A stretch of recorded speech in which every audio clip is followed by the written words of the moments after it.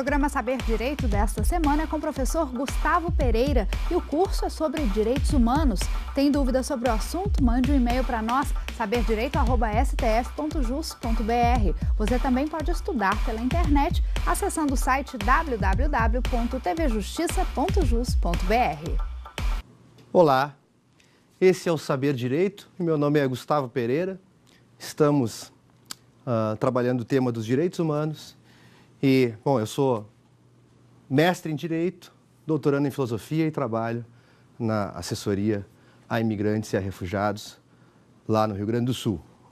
Nosso curso, dando sequência a ele, nosso primeiro encontro, nós trabalhamos a chamada proteção global dos direitos humanos, a perspectiva em âmbito mundial, paradigma da ONU, enfim, a partir da análise da Carta das Nações Unidas, a análise da Declaração Universal de Direitos Humanos e os pactos de Nova York de 1966.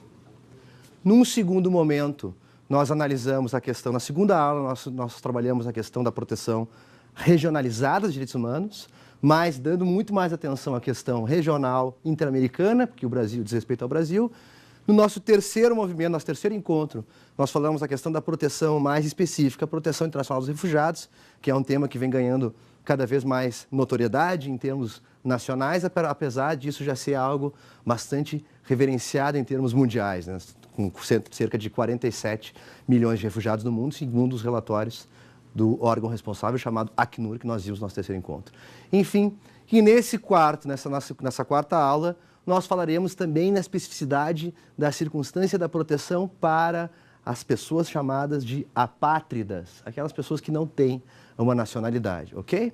Então, antes de nós falarmos a respeito da questão dos apátridas, eu gostaria de fazer uma introdução com você aí de casa, para pensar, você que está estudando e tem interesse nessa questão migratória, nessa questão que envolve estrangeiros, enfim, em linhas gerais, na minha compreensão, eu imagino que dentro do tema dos direitos humanos, dentro do direito internacional dos direitos humanos, que aqui eu me detenho nessas nossas cinco aulas, o grande tema para pensar os direitos humanos hoje, o grande desafio para pensar os direitos humanos hoje seria essa questão migratória. Seria nós pensarmos a questão da estrangeiridade, ou seja, pensar como é a circunstância do direito que diz respeito aos estrangeiros, né? Esse é o grande tema, na minha opinião. Tenho 2 obras escritas a respeito desse tema, pensar a questão da estrangeiridade, né? Enfim, em linhas gerais, algumas pessoas, fazendo uma introdução ao nosso assunto, algumas pessoas entendem que a questão do estrangeiro, da estrangeiridade, deveria ser pensada de outra forma, né? Inclusive, nós temos um Estatuto do Estrangeiro aqui no Brasil, nós vamos ver na nossa quinta aula que existe uma possibilidade de uma nova legislação, que seria uma lei de migrações, né? Um problema exatamente por quê? Porque nós pensamos a ideia do estrangeiro, o seu radical da palavra estrangeiro remete à ideia de estranho, de alguma coisa estranha a nós, né? E o estrangeiro, esse que vem de fora, seria um estranho. Então, algumas pessoas têm uma crítica a essa palavra estrangeiro. Eu já penso um pouco ao contrário dessa ideia de crítica. Eu acho interessante a gente pensar a ideia do estrangeiro, né? Exatamente quando a gente parte de uma primeira dimensão, onde nós pensamos em que você aí de casa, existe algo de você aí de casa, algo de você que você não tem acesso. Você não conhece totalmente você mesmo. Você não sabe exatamente 100% daquilo que você é. Você está, a todo instante, você que está me ouvindo nesse momento agora em casa, você pode ter certeza que você não tem acesso à completude, porque sempre existe algo de nós mesmos pelo qual nós não temos acesso. E isso seria nós pensarmos que existe também um estrangeiro dentro de nós. Então eu abro essa discussão falando nesse sentido, que a partir do momento em que eu percebo em que há um estranho em mim, em que há um estrangeiro também em mim, e eu começo a abrir a cabeça para pensar esse estrangeiro que há em mim, abre-se a cabeça também para pensar esse estrangeiro concreto que vem de fora, ok? Então, dentro o foco dos nossos 3 últimos encontros, a nossa aula, a terceira aula, que foi sobre refugiados, essa aula que está sobre a pessoa sem nacionalidade, e a próxima aula, que fala sobre o direito de migrar, nós vamos ver, como eu coloquei no início, no primeiro momento das nossas aulas, nós podemos ver que o conceito central que estrutura o direito internacional clássico é o conceito de soberania. A ideia dos países A ideia soberana dos países que têm, enfim, a sua legitimidade interna sem receber nenhuma interferência externa de países ou entidades internacionais, certo? Essa é a ideia de soberania, né? Então, o que nós podemos dizer quando a gente fala sobre o direito internacional de direitos humanos é que nós vivemos um momento de conflito. Ora, a Declaração Universal dos Direitos Humanos diz uma coisa e o paradigma da soberania diz outra. O que eu gostaria de pensar com você agora em casa é que dentro desse tema dos estrangeiros, da estrangeiridade, existe uma queda de braço entre soberania e direitos humanos. Uma queda de braço entre soberania e direitos humanos. O que isso quer dizer? Por exemplo, se nós pensarmos lá a Declaração Universal dos Direitos Humanos, em seu artigo 15º, se nós formos abrir a declaração, nós já falamos sobre ela, se nós formos abrir a Declaração Universal dos Direitos Humanos, vai dizer que lá no artigo 15º, todos nós temos direito a uma nacionalidade. Todos nós temos direito a ter uma pátria, ok? Porém, se nós analisarmos esse conteúdo normativo do artigo 15º da Declaração Universal dos Direitos Humanos, nós vamos ver que a regra estrutural do direito internacional diz o quê? Diz que nenhum país é obrigado a aceitar estrangeiros, nenhum país é obrigado a conceder nacionalidade. Os países são livres para definir os seus critérios de atribuição da nacionalidade.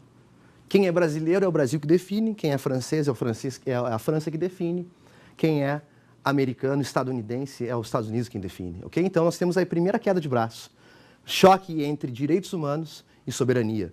Por um lado, os direitos humanos dizem que nós temos direito à nacionalidade, por outro, nós temos a soberania que diz que os Estados são absolutamente livres e nós temos jurisprudência internacional na Corte Internacional de Justiça que nos diz isso, que resoluções do Conselho de Segurança que dizem que o Estado não é obrigado enfim, o Estado é livre para criar os seus critérios de atribuição da nacionalidade, ok?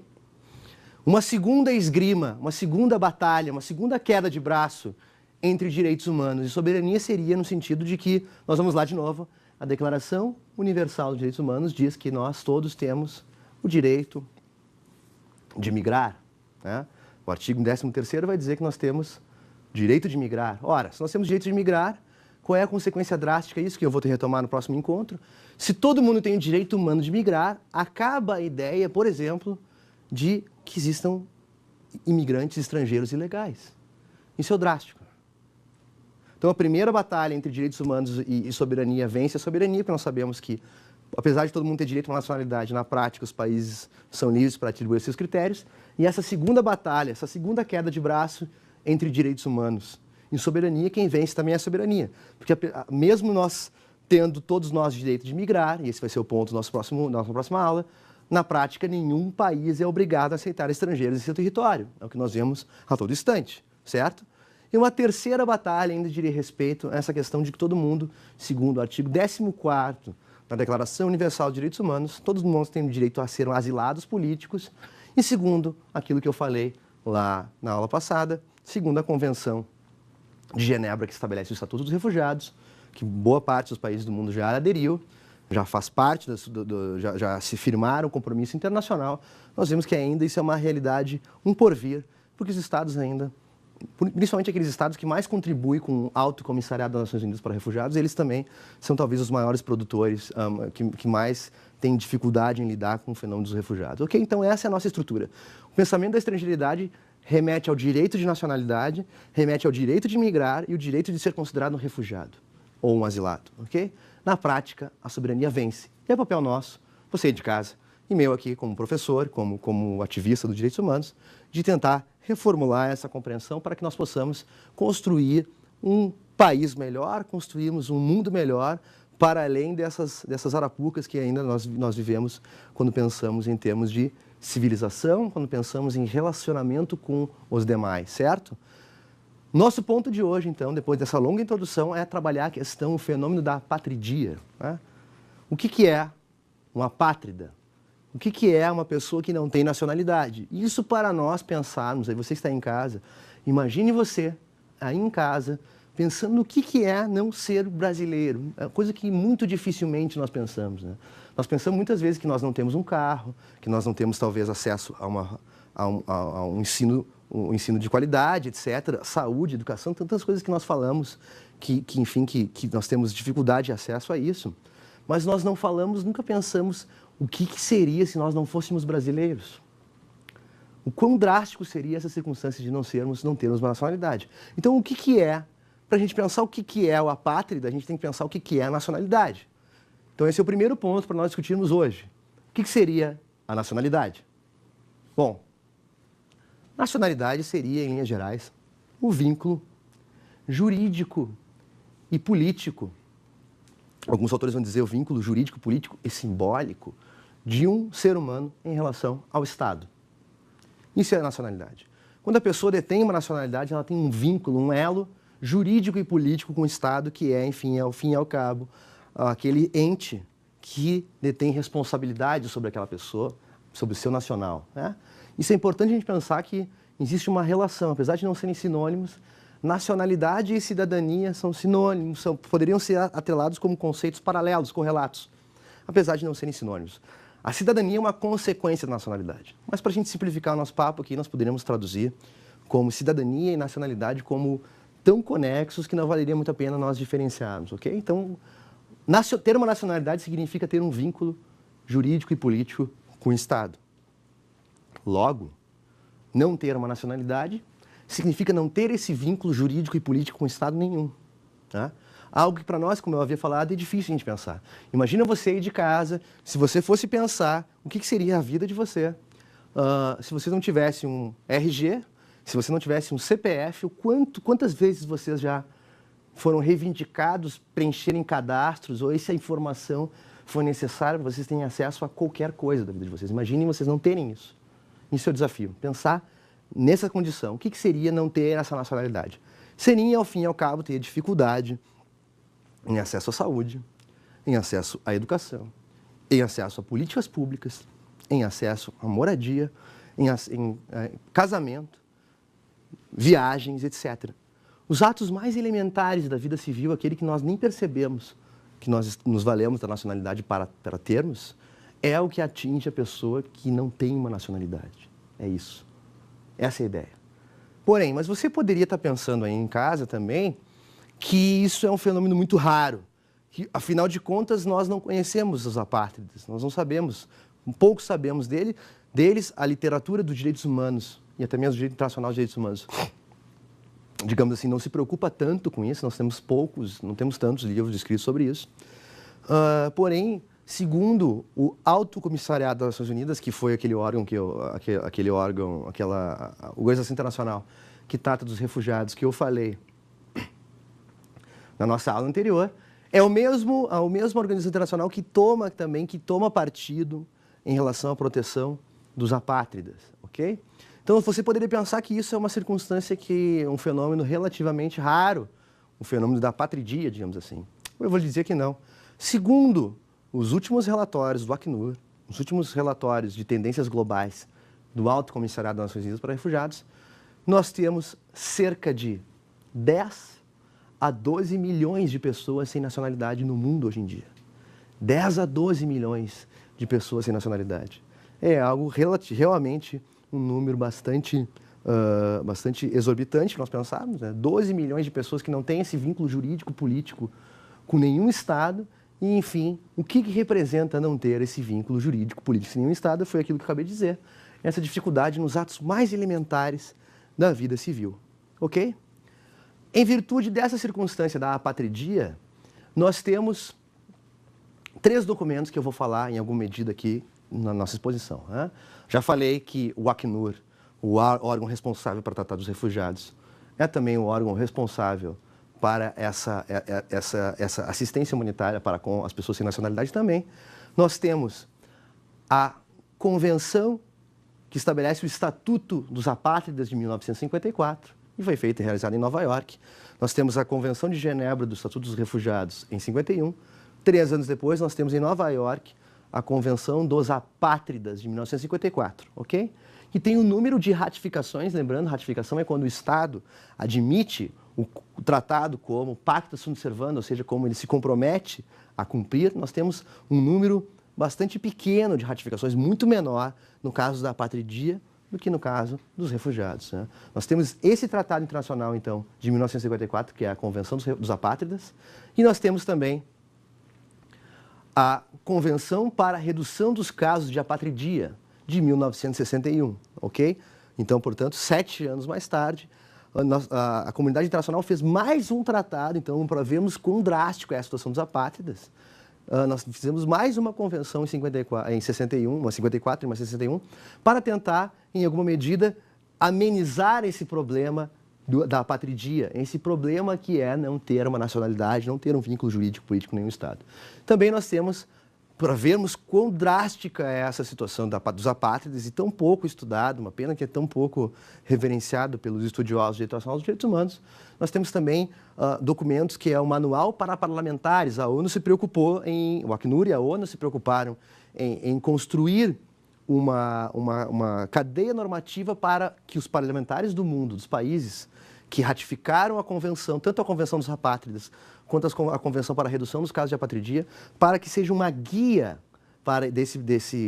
uma guia para o parlamentar criar legislações que evitem a construção a figura do apátrida. Então, antes de nós prosseguirmos, vamos ouvir o que o nosso telespectador, estudante, tem para complementar, questionar a respeito desse tema. Vamos lá?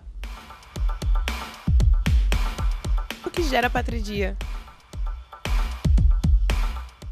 São uma série de circunstâncias que geram a apatridia. Né? Nós podemos ver que o apátrida é aquela pessoa que não tem um vínculo jurídico e político com nenhum Estado. E o que geraria? Você deveria se perguntando aí, o que geraria? São uma série de circunstâncias que podem gerar a apatridia. Uma delas, por exemplo, a mais visualizável, é quando há um conflito entre os critérios de atribuição da nacionalidade dos países, ok? Quando há um conflito negativo dos critérios de atribuição da nacionalidade. Vamos lá, vem comigo. Você já estudou isso no âmbito do direito constitucional, por exemplo, e do direito internacional clássico. Né? Quais são os dois elementos fundamentais que determinam a nacionalidade, os critérios fundamentais? O critério do solo, critério territorial, chamado ius soli, e o critério da filiação, também chamado de ius sanguinis. Você deve se lembrar disso, né? Então, o país que adota o critério do solo, quem nasce no meu território, meu nacional é. Esse é o critério do solo. Já o critério do sangue, o critério da filiação, ius sanguinis, quem é filho de meu nacional é. Isso é a estrutura que nós temos nos critérios de atribuição da nacionalidade. Ora, se há um conflito positivo dos critérios de atribuição da nacionalidade, por exemplo, um casal, um brasileiro e uma brasileira, um casal de um lugar que contempla somente a atribuição da nacionalidade pelo critério da filiação. Imagine um casal de franceses. Pensando no casal homem e mulher, mesmo sabendo que hoje em dia a questão da heteronormatividade caiu por terra, nós temos casais tanto formado por 2 homens e 2 mulheres, mas enfim, ainda para que nós pudemos formatar o nosso evento, o nosso exemplo. Imaginem um casal de um país, de um lugar que atribui o critério da filiação, do sangue, que viaja para um lugar que atribui somente o critério do solo, que viaja para um país que adota somente o critério da filiação, certo? Um casal de pessoas que vem de um lugar que adota somente o critério da filiação, que viaja para um lugar que adota somente o critério do solo. Quando nasce uma criança lá, essa criança seria uma apátrida, ok? Vamos lá? Quando uma criança nasce, quando os pais de uma criança, recapitulando o pensamento, então, quando os pais de um casal, de um lugar que adota somente o critério da filiação, o casal viaja para um lugar que adota o critério do solo, essa criança seria uma polipátrida. Okay? O casal que vem, por exemplo, sai da França e vem para o Brasil adota o critério do solo também, essa criança seria francesa e brasileira. Okay? Isso seria um conflito positivo dos critérios de atribuição da nacionalidade. Porém, e quando acontece o conflito negativo? Né? Sai um casal de um lugar que adota somente o critério do solo, que viaja para um país que adota somente o critério da filiação. Essa criança que é gerida nesse país que adota somente o critério da filiação, do ius sanguinis, ela será uma apátrida, né? Certo? A não ser que a legislação do país de origem dos pais aceite que essa pessoa registre-se em repartição competente para ter a nacionalidade do país dos pais, o país da onde saiu esse casal, digamos assim. Então, essa é a primeira circunstância que gera o conflito negativo e gera a questão da apatridia, ok? A primeira circunstância que pode gerar a apatridia é o conflito negativo dos critérios de atribuição de nacionalidade, ok? Dentro disso, dessa primeira circunstância, é importante nós falarmos em termos de Brasil, né? O Brasil vivenciou isso na sua realidade legislativa. Você que deve estar pensando que o Brasil, isso estaria muito longe de nós, quando na verdade está muito próximo de nós. O Brasil, na Constituição Federal de 88, no artigo 12, inciso 1º, a linha C, o primeiro texto normativo brasileiro dizia o quê? São brasileiros natos aquelas pessoas, a linha A, que nasceram no Brasil, a linha B, aquelas pessoas que os pais nasceram fora do Brasil, mas os pais estão a serviço do Brasil. E a linha C dizia o quê? Pessoas que nasceram fora do Brasil, mas que se registraram em repartição competente. Então, o Brasil adotava, na sua construção originária, em 88, um critério misto de atribuição da nacionalidade. Porém, em 1994, fruto de uma emenda constitucional de revisão número 03, o Brasil retirou a possibilidade de registro em repartição competente. Em 94, a emenda constitucional 03 risca da Constituição Federal a possibilidade de registro, de mero registro do brasileiro, do filho de brasileiro que nasceu em território estrangeiro, daqueles lugares que adotam somente o critério da filiação. Isso gerou o fenômeno que nós chamamos dos brasileirinhos apátridas, né? Cerca de 200 mil crianças se tornaram apátridas em virtude dessa modificação constitucional brasileira. Você que pensava que estava tão longe de nós, essa circunstância, foi muito presente, né?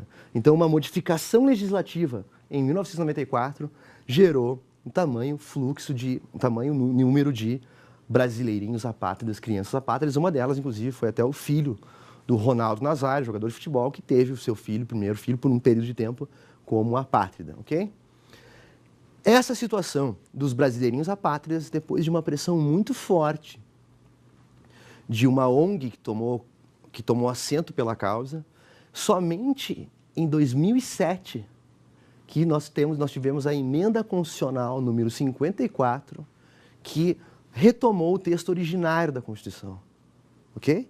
Então, isso foi um fenômeno muito forte no Brasil, que durou de 94 a 2007, por uma mudança na Constituição Federal que possibilitou a produção dos chamados brasileirinhos apátridas. Como é que a pessoa poderia se tornar brasileiro, um filho de brasileiros que nasceu em algum país muito distante daqui, que adota o critério da filiação? Somente poderia se tornar brasileiro se esse casal viesse ao Brasil e registrasse a criança no Brasil. Como nós temos vários cidadãos brasileiros que foram para países muito distantes daqui, por exemplo, como o Japão, que adota somente o critério da filiação e não teria capacidade financeira ou tempo para retornar ao Brasil para registrar a sua criança e retornar de volta, por exemplo, ao Japão. Isso gerou o caso dos brasileirinhos apátridas e, depois de muita pressão, que a emenda constitucional 54 retomou o texto originário da Constituição, ok? Mas vamos lá. Não é só o conflito negativo dos critérios de atribuição de nacionalidade que gera a apatridia. Não é só isso. Nós temos também a circunstância de alguns países, por exemplo, que aquela pessoa que reivindica naturalizar-se, né? Eu quero me tornar um cidadão naturalizado daquele país. Existem alguns países que obrigam o solicitante de naturalização, a nacionalidade adquirida, portanto, não a nacionalidade originária, a nacionalidade originária que gera, por exemplo, brasileiros natos, a nacionalidade adquirida é que gera, por exemplo, chamada secundária também, que gera brasileiros naturalizados. Existem países que exigem que o solicitante de naturalização, ele abra mão, renuncie à sua nacionalidade anterior. O que acontece? Acontece que muitas vezes essa pessoa renuncia à sua nacionalidade para solicitar ao novo Estado e nesse espaço de tempo onde ainda não recebeu, não foi contemplado com a nacionalidade adquirida, a naturalização, que é, enfim, algo muitas vezes demorado, ela fica num limbo jurídico, né? Essa pessoa acaba se tornando uma apátrida. Né? Nós temos uma outra circunstância que também gera apatridia. Né? Uma outra circunstância que também gera apatridia é a circunstância pela qual existem países que concedem a naturalização para os indivíduos, porém, essa naturalização, se esse indivíduo naturalizado sai do país, retira-se do país e não retorna em um determinado prazo, pode perder a nacionalidade, a naturalização, a nacionalidade adquirida pela naturalização. Então, isso é uma coisa que acontece muito pela ausência de esclarecimento do Estado que ele tem essa regra para com a pessoa que solicita a naturalização. Então, é algo bastante importante a gente pensar. Então, nós já vimos o que gera apatridia é o conflito negativo dos critérios de atribuição de nacionalidade, é a circunstância do limbo jurídico, onde a pessoa é exigida que renuncie a sua nacionalidade originária para solicitar a naturalização.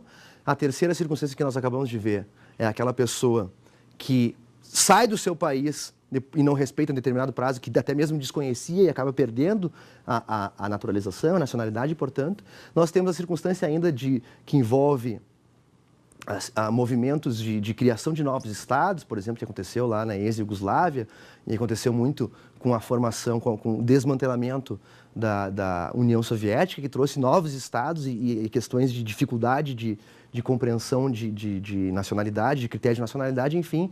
E, ao fim e ao cabo, nós temos também a circunstância mais nefasta de todas, que é quando o próprio Estado retira deliberadamente, por um ato de vontade particular, seu Estado, um ato unilateral, retira a nacionalidade das pessoas. Né? Nós temos o grande exemplo disso na Segunda Guerra Mundial, onde um dos primeiros atos do Terceiro Reich, um dos primeiros atos da Alemanha nazista não foi aquilo que nós sabemos, né? Não foram os campos de concentração, não foram os extermínios em massa, não foi a ideia da Shoah, do Holocausto, que nós sabemos, estudar a história da Segunda Guerra Mundial. O que nós temos, um dos primeiros atos contra os judeus, feito pelo Terceiro Reich, feito pelos nazistas, foi a retirada da nacionalidade dos judeus alemães. A retirada da nacionalidade dos judeus alemães. Então, isso também, quando o próprio Estado vai lá e retira, a gente pode pensar não só no exemplo dos judeus, também o que aconteceu relativamente recentemente no Iraque, quando o Saddam Hussein retirou a nacionalidade dos curdos. Então, isso gera o fenômeno da apatridia. São várias circunstâncias, enfim, que geram essa dimensão da apatridia, como nós podemos ver, e foi uma questão bastante forte dentro do direito brasileiro, com o caso dos brasileirinhos apátridas, ok? O que nós precisamos entender, do ponto de vista normativo, é que essa situação do apátrida, ela é diferente da situação do refugiado, certo? É claro que existe uma conexão. Por exemplo, nesse caso que eu acabei de relatar, quando o Estado vai lá e retira a nacionalidade da pessoa, nós já vimos, já aprendemos o que é ter uma nacionalidade. Ter uma nacionalidade é ter, ao fim e ao cabo, todos os elementos para a cidadania plena, né? Quando nós temos nacionalidade, nós temos acesso mais facilitado à educação, à saúde, a questão dos atos mais elementares da vida civil, enfim, casamento, a questão do trabalho, viagem, etc. Enfim, e quando o Estado retira isso de mim, é muito natural nós pensarmos que eu estou prestes a me tornar um refugiado, certo? Se eu não tenho mais os direitos elementares da minha vida civil dentro do meu Estado-nação, por fruto do ato do meu próprio Estado-nação, eu me retiro, a chance de eu me retirar desse Estado e procurar uma vida melhor posterior é muito grande. Então, nós temos essa questão que diz respeito ao fenômeno dos apátridas que se tornam também refugiados. Porém, segundo o Estatuto dos Apátridas de 1954, o Estatuto dos Apátridas diz claramente, aquela pessoa que é considerada refugiada não é considerada apátrida. Okay? Então, para fins de proteção internacional, isso é muito importante, nós temos bem delineado, né? Um refugiado que é refugiado, ele já adapta a proteção internacional do refúgio, que é mais ampla, que nós vamos ver, né? A proteção do refugiado é mais ampla do que a proteção do apátrida, né? O refugiado digamos assim, ele tem, além de ser um tratado internacional, e tem mais adeptos, tem muito mais ratificações do que os dois da apatridia, a Convenção dos Apátridas de 1954 e a Convenção para a Redução dos Casos de Apatridia de 1961, nós vemos que, enfim, O que diz o Estatuto dos Apátridas é no sentido de que aquele que já é refugiado e não contemplaria a proteção com a apátrida. Ok? Um apátrida, enfim, aquele Estado que é signatário do Estatuto dos Apátridas e da Convenção para a Redução dos Casos de Apatridia.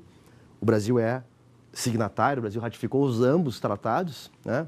Esse país se compromete, quando reconhece um refugiado, um apátrida, perdão, de contemplar a ele a proteção, reconhecê-lo como apátrida significa o quê? Reconhecer um cidadão, um indivíduo sem nacionalidade, um ser humano sem nacionalidade, portanto sem cidadania. Reconhecê-lo como um apátrida significa trabalhar em políticas públicas para facilitar o acesso à cidadania desse apátrida. Então, um país que é signatário desse tratado, como o Brasil, por exemplo, ele se compromete em facilitar que essa pessoa se torne um brasileiro naturalizado posteriormente, ok? Então, isso é importante nós pensarmos nesse sentido, ok? Então, pensando dessa forma, antes de nós prosseguirmos, vamos ver aí o que nossos estudantes, as perguntas que os nossos estudantes têm para contemplar a nossa exposição aqui. Gostaria de saber quais são os principais direitos dos apátridas segundo as convenções internacionais. O apátrida ele tem esse direito de ser facilitado, um dos direitos elementares do apátrida é de ser facilitada o seu acesso à cidadania, ou seja, facilitado esse acesso à naturalização. O Brasil, que faz parte das duas convenções, a Convenção de 1954 e a Convenção para a Redução dos Casos de Apatridia de 1961, ele, enfim, se compromete em facilitar as solicitações de naturalização, diferente, por exemplo, do que diz o nosso artigo 112 do Estatuto do Estrangeiro, Lei 6815 de 1980, que nós falaremos mais a respeito na próxima aula, que vai estabelecer uma série de requisitos para aquela pessoa se tornar naturalizada, né? 4 anos de residência, saber ler e escrever em português, enfim, ter capacidade econômica, uma série de elementos que o nosso Estatuto do Estrangeiro, que ainda está em vigor, delimita para o solicitante de naturalização. Se ele não for português, como a Constituição Federal, se ele não for originário de país de língua portuguesa, se ele não for, enfim, outras circunstâncias que contemplam essa ideia, ok? Enfim, além desse direito de facilitação, o apátrida teria também a circunstância de ser reconhecido como apátrida, daria ele o direito à acessibilidade de políticas públicas, por exemplo, né? Quando diz as convenções que falam sobre a apatridia, os 2 documentos que eu me referi sobre a apatridia, diz respeito à possibilidade do apátrida, por exemplo, de que o apátrida que nasce em embarcações marítimas, de ter o país, se esse país é signatário desse tratado internacional, de contemplar a ele nacionalidade desse país da embarcação, ok? Então, isso seria mais um direito contemplado ao apátrida, nesse sentido, e nós teríamos que pensar também nessa dinâmica o que diferenciaria em termos de direitos o apátrida e o refugiado, né? Quando nós vimos, há uma conexão entre as circunstâncias, o Instituto do Refúgio e o reconhecimento da apatridia, porém não são sinônimos. Nós vimos que o refugiado, que é refugiado, não contempla o mesmo, o refugiado que é reconhecido como refugiado não é reconhecido como apátrida. São elementos diferentes, ok? Mas, enfim, o que diferencia, e aqui eu gostaria de sustentar com vocês para a gente pensar em casa, é que, na verdade, o refugiado ainda teria um pouquinho mais de direitos, como eu já havia me remetido, né? Essa circunstância dos chamados migrantes forçados, né? Que é o fenômeno migratório, que é o pensamento que mais nos demanda atenção hoje em dia, não é a circunstância dos migrantes em geral. Claro que existe muita questão dos imigrantes em geral, mas aquele migrante forçado, aquela pessoa que teve que sair do seu Estado-nação porque perdeu a nacionalidade, como é o nosso caso os apátridas, ou porque tem bem fundado temor de perseguição, como nós vimos na aula anterior. No caso do refugiado, o refugiado teria 2 direitos ainda que o apátrida não tem, né? O refugiado, quando se torna um solicitante de refúgio, ele está contemplado formalmente pelaquilo que está no artigo 33 do Estatuto dos Refugiados de 1951, que é o princípio non-refoulement, né? Que é a cláusula de não retorno, que é a proibição de devolução desse solicitante de refúgio para algum país de onde ele veio ou para qualquer outro país que o pudesse lhe causar ameaça em relação à violação de direitos humanos. Nós não percebemos esse direito nas convenções dos apátridas. Não há esse direito, pelo menos formalmente expresso, no Estatuto dos Apátridas de 54, nem na Convenção para a Redução dos Casos de Apatridia de 61. Ok? Então, formalmente, nós poderíamos pensar que o apátrida poderia ser retornado caso entrasse se entrasse em um mesmo país signatário, poderia se valer de uma ausência, de uma falha legislativa para retornar. Uma outra diferenciação que temos em relação ao apátrida e ao refugiado diz respeito também que o refugiado também teria aquele direito que eu havia comentado com vocês, de que se ele entra ilegalmente no país, ele também, esse argumento, por mais que na prática nós não tenhamos isso não reverbere tanto, né? Nós vemos que a pessoa que adentra um território nacional de forma ilegal, no caso dos refugiados, isso não pode ser um argumento para que esse refugiado seja retirado, seja deportado do estado onde ele solicita refúgio. Nas convenções da apatridia não existe uma norma específica sobre isso, o que também poderia produzir uma diferença, colocando os apátridas ainda mais embaixo ainda dessa dimensão dos chamados restos da história entre os migrantes forçados. Ok? Então, o que é importante a gente pensar aqui é que nessa circunstância da apatridia, nós vemos uma diferença de direitos e dá mais o que pensar e dá um salto para nós pensarmos algo mais aprofundado ainda, que nós poderíamos, como eu iniciei a nossa aula de hoje, nós poderíamos pensar, por exemplo, né, que a nacionalidade ela é um direito humano universal, segundo a Declaração Universal de Direitos Humanos, em seu artigo 15º, e nós poderíamos tentar problematizar essa questão de uma outra forma. Né? Nós poderíamos pensar o quanto apreço que nós temos pela nacionalidade é, de algum modo, esse apreço que nós demos, nós seres humanos, que nós damos à nacionalidade, é, de algum modo, uma reverberação, um reflexo do paradigma da soberania. Né? Eu poder dizer que eu sou brasileiro, que eu sou francês, que eu sou argentino, que eu sou moçambicano, que eu sou angolano, e ainda uma dimensão daquilo que eu havia dito no início do nosso curso, de que o paradigma da soberania foi um ganho importante para a construção do direito internacional, porém, o direito internacional de direitos humanos tenta, em alguma medida, relativizar essa autonomia dos Estados, principalmente quando os Estados violam os direitos humanos e principalmente quando os Estados são signatários desses tratados internacionais de direitos humanos e acabam não contemplando para as pessoas em situação de vulnerabilidade. O que estou querendo dizer com isso é que nós podemos pensar que por mais que, até mesmo, e eu concordo nisso, isso é uma coisa que nós temos que pensar, você aí em casa, você que está assistindo agora, né? Porque muito se fala em direitos humanos, mas nós não podemos aceitar os direitos humanos pela metade. Isso é uma conclusão drástica. Né? Nós não podemos aceitar os direitos humanos pela metade. O que quer dizer com isso? O que eu quero dizer com isso?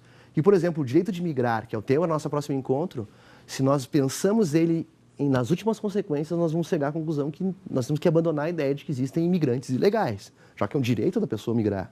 Nós vamos retornar isso. E se nós pensarmos em termos da Declaração Universal de Direitos Humanos, no caso da nacionalidade, nós vamos ver que a nacionalidade também seria um direito humano. Porém, nós poderíamos questionar isso. Né?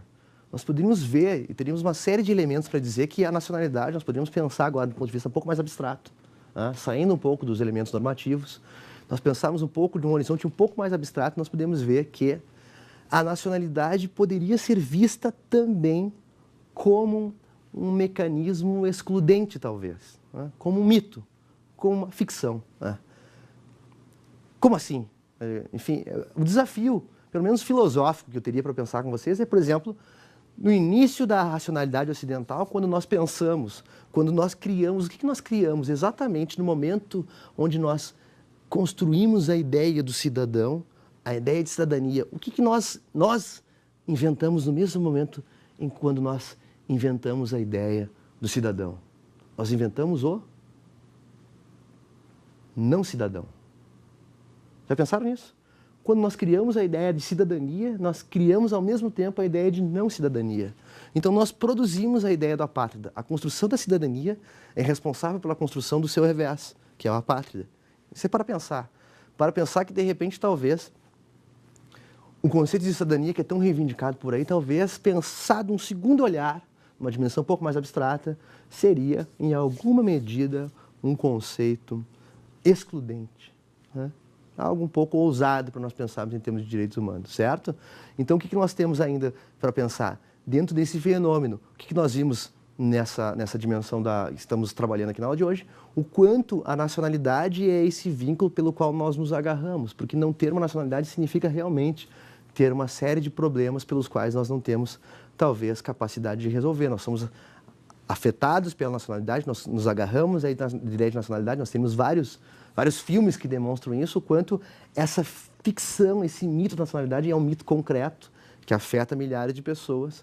Em alguma medida, né, quando nós falamos em polipatria, pessoas que têm duas cidadanias, enfim, como isso facilita a vida, o acesso aos direitos, aquilo que a Hannah Arendt chama de o direito a ter direitos, lá na obra A Origens do Totalitarismo, as origens do totalitarismo, onde ela vai falar sobre essa questão dos refugiados e dos apátridas, lá no horizonte das guerras mundiais, onde a Europa vivia um momento como um barril de pólvora. Então, isso que nós temos que pensar, que dentro dos instrumentos normativos da proteção da cidadania, dos direitos humanos, como o direito à nacionalidade, nós também vemos que esse direito à nacionalidade que não é contemplado hoje em dia, nós temos uma série de debilidades do ponto de vista dos países que não adotam, que mesmo signatários dos tratados internacionais não adotam, não recepcionam na íntegra esses tratados internacionais que dizem respeito à apatridia. Nós temos aí, como eu havia colocado, cerca de 10 a 12 milhões de pessoas sem nacionalidade no mundo, certo? Enfim, então, para nós nos conduzirmos para o final da aula de hoje, o que nós vimos na aula de hoje? Nós vimos a circunstância do apátrida, aquela situação. O apátrida seria aquela pessoa que não tem um vínculo jurídico e político com nenhum Estado. Nós vimos também que no segundo momento, que o que geraria a apatridia seria aquela situação, seja o conflito negativo dos critérios de atribuição de nacionalidade, seria também a circunstância que diz respeito à pessoa que está no limbo jurídico, que solicita o descredenciamento da sua nacionalidade, à espera de uma outra naturalização, e fica num momento de espera que pode levar muito tempo, numa situação onde a pessoa, por regras internas, é naturalizado de algum país, tem a cidadania naturalizada de algum país, e ao sair desse país e não regressar em tempo estipulado para esse país, pode perder a nacionalidade.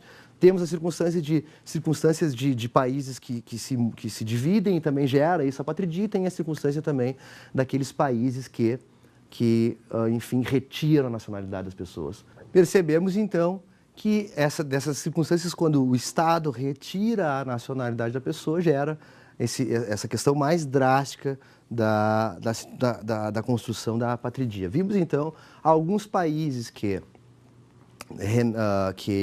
vivem esse problema de forma mais intensa. Isso é uma questão importante de nós frisarmos atualmente, é que atualmente no Brasil nós temos, além de uma tentativa, de um esboço de uma nova lei de migrações, que eu vou trabalhar no nosso próximo encontro, nós também foi apresentado pelo CONARE, pelo Comitê Nacional dos Refugiados, que é o órgão que eu já havia me referido na aula anterior, foi apresentado pelo CONARE uma proposta de legislação que recepcionaria tanto a Convenção dos Apátridas de 1954 quanto a Convenção para a Redução dos Casos de Apatridia de 1961, ok? Então, essa articulação legislativa do Brasil, e ao fim e ao cabo, essa legislação já chegou ao Congresso Nacional, porém extremamente recente, algo extremamente atual.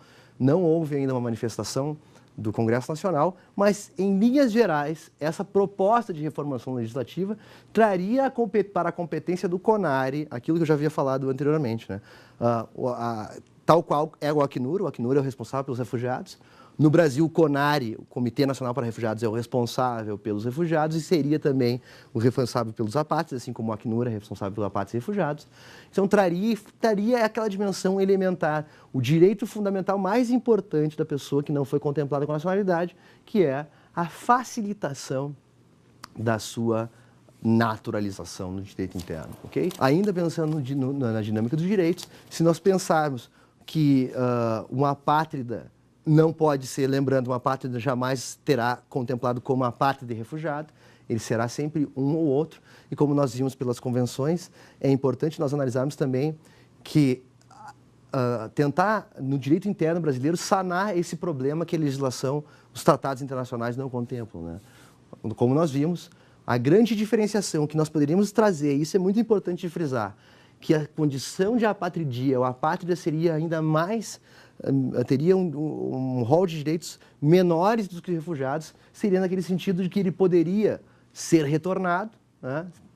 Eles não estão contemplados pelo princípio da não-refoulement, que está no artigo 33 do Estatuto dos Refugiados, e também que ele, se ele adentrasse em território que não é o seu, solicitando a condição de apátrida, ele também, essa condição ilegal poderia fazer com que ele fosse também deportado ou retornado.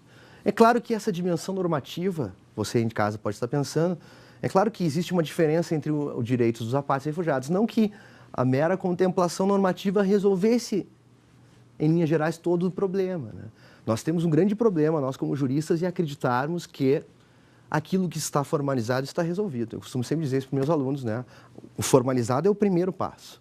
O problema é quando nós não temos nem formalizada a circunstância, né? Quando nem o tratado internacional ou o corpo legislativo interno contempla direitos, se contempla, ainda é difícil de concretizá-los, imagine se não contemplasse. Então, o que fica de lição para hoje, para pensar esse fenômeno da apatridia, e fica de lição para nós pensarmos o fenômeno da estrangeiridade em geral, retomando, é que, primeiro momento, para a gente pensar tanto a figura desses deslocados forçados, tanto os refugiados, quanto os apátridas, quanto os migrantes em geral, por qualquer circunstância que escolheram para a sua existência, vir ao Brasil, por exemplo, ou vir para qualquer lugar do mundo como um direito humano, como essa pessoa em estado, principalmente os migrantes forçados, como um estado de vulnerabilidade. Então, no primeiro momento que nós pensamos o fenômeno do estrangeiro, esse estrangeiro, seja ele um estrangeiro, um turista, seja ele um estudante, seja ele um refugiado, seja ele um asilado, ou seja ele um apátrida, esse estrangeiro, que se nós pensarmos nós mesmos como estrangeiros também, como algo pelo qual nós não temos acesso, esse lado sombrio que está em cada um de nós, nós poderíamos também ter uma certa receptividade maior com esse estrangeiro de fora, ok? Então isso é muito importante, né? E retomar também aquela ideia muito importante de que o fenômeno da apatridia, essa circunstância tão nebulosa, que atinge 10 a 12 milhões de pessoas no mundo, é claro que nós não temos, segundo os relatórios de tendência globais do Acnur, nós não temos como precisar o número exato de apátridas no mundo, assim como a ideia do número de refugiados no mundo também não é tão precisa assim, em virtude de os países muitas vezes não serem claros a respeito dos seus critérios de atribuição de nacionalidade internamente e das suas políticas migratórias, não serem transparentes perante a comunidade internacional, e também no que diz respeito à circunstância de que muitas vezes também os fluxos migratórios estão toda vez que acontece algum conflito internacional, isso gera um número maior de fluxos migratórios, certo? Gerando um fluxo migratório a cada instante, a cada circunstância que acontece agora, por exemplo, lá na fronteira, na faixa de Gaza entre Hamas e Israel, que é uma discussão bastante atual, isso vai gerar um fluxo de refugiados. A cada circunstância que envolve uma mudança legislativa, tal qual nós vimos no direito brasileiro, isso pode gerar apatridia. A circunstância pela qual o país vai lá e retira arbitrariamente a nacionalidade de alguém gera apatridia, o que dificulta que nós tenhamos dados precisos referentes a esse problema mundial, que é o problema da apatridia, do problema do refúgio, o problema das migrações forçadas em geral, ok? O que nós temos que pontuar ainda em termos de proteção internacional dessas pessoas consideradas sem nacionalidade é que, ao não terem um vínculo jurídico e político com nenhum Estado, o grau de vulnerabilidade que essa pessoa acaba se sujeitando faz com que os países, faz com que a comunidade internacional tente forçar os países a aderir a esses tratados internacionais, né? Nós temos aí cerca de 60 ratificações, 60 e poucas ratificações à Convenção, ao Estatuto dos Apátridas de 1954 e 40 e poucas ratificações a respeito do Estatuto que estipula redução dos casos de apatridia, né? É por esse motivo retomando também que o Acnur, o Alto Comissariado das Nações Unidas para Refugiados, e a ONU contemplaram aquele chamado Manual para Parlamentares, que vocês podem procurar. O Manual para Parlamentares vão tentar incentivar os países a simplificar os critérios de atribuição de nacionalidade para eliminar os riscos de ser construída a figura dos apátridas, ok? Então, esse manual contemplaria uma facilitação, os países adeptos aos tratados internacionais contemplariam essa facilitação no seu direito interno e isso reverberaria nas legislações internas dos países, ok? Temos que pensar também, já nos encaminhando para o final, que aquilo que eu havia reivindicado de você em casa, né? Quando nós pensamos, por exemplo, o direito, do ponto de vista clássico dos direitos humanos, né? Que todos nós temos direito a uma nacionalidade, como diz o artigo 15º da Declaração Universal de Direitos Humanos, nós poderíamos pensar esse fenômeno como algo que remete ainda a uma estrutura da soberania, né? Ainda uma estrutura clássica do direito internacional. O ousado seria, talvez, nós pensarmos, difícil também ao mesmo tempo, de que nós deveríamos desconstruir, talvez, a ideia de nacionalidade.